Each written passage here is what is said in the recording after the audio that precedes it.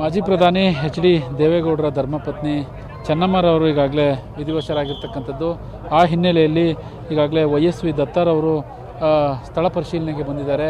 ಬಹಳ ಮುಖ್ಯವಾಗಿ ಬೆಳಗ್ಗೆಯಿಂದ ಬೀಡು ಬಿಟ್ಟಿದ್ದಂತಹ ಮಾಜಿ ಸಚಿವ ಎಚ್ ಡಿ ರೇವಣ್ಣರವ್ರನ್ನ ಸಮಾಧಾನ ಮಾಡಲಿಕ್ಕೆ ನೇರವಾಗಿ ವೈಎಸ್ವಿ ದತ್ತರವರು ಕೂಡ ಬಂದಿರುವಂಥದ್ದು. ಯಾಕಂದರೆ ದತ್ತರವರು ಮತ್ತು ಮಾಜಿ ಸಚಿವ ಎಚ್ ಡಿ ರೇವಣ್ಣ ದತ್ತರವರು ಏನು ಹೇಳ್ತಾರೆ ಅದೇ ರೀತಿ ರೇವಣ್ಣರವರು ಕೇಳ್ತಾಯಿದ್ರು. ಅವ್ರನ್ನ ಸಮಾಧಾನ ಮಾಡಲಿಕ್ಕೆ ವೈಎಸ್ವಿ ದತ್ತ ಸರ್ ಬಂದಿದ್ದಾರೆ. ಸರ್, ಈಗ ಬೆಳಿಗ್ಗೆಯಿಂದಲೂ ಸಾಕಷ್ಟು ಯಾರು ಕೂಡ ಮಾತನಾಡಿಸಿದ್ರು. ರೇವಣ್ಣರವರು ಮೊದಲು ಲೋಗೋ ಹಿಡಿದ್ರೂ ಅಳ್ತಾ ಇದ್ರು ಸರ್.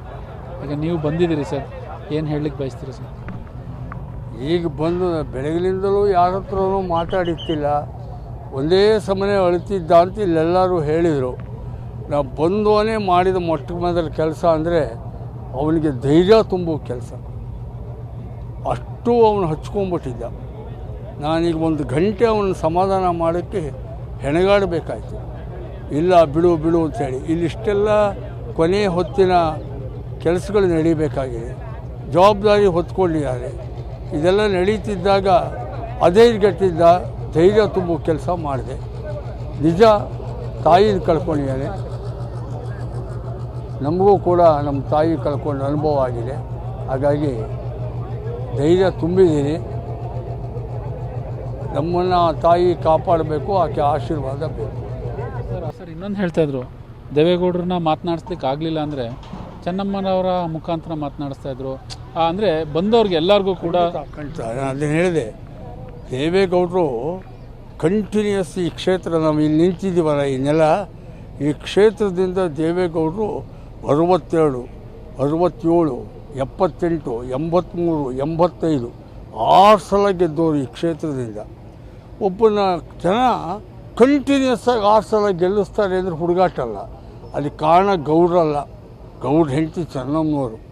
ಯಾಕೆಂದರೆ ಗೌಡರು ಎಷ್ಟೇ ಕಡೆ ತಿರ್ಕೊಂಡು ರಾಜಕಾರಣ ಮಾಡ್ಕೊಂಡಿದ್ರೂ ಮನೆಗೆ ಬಂದವ್ರನ್ನ ಕ್ಷೇತ್ರದ ಜನ ಬರಲಿ, ಬಡವರು ಬರಲಿ, ಕಾರ್ಯಕರ್ತರು ಬರಲಿ, ಹೆಸರು ಕರೆಯೋಷ್ಟು ಅವ್ರಿಗೆ ಸಂಪರ್ಕ ಇತ್ತು.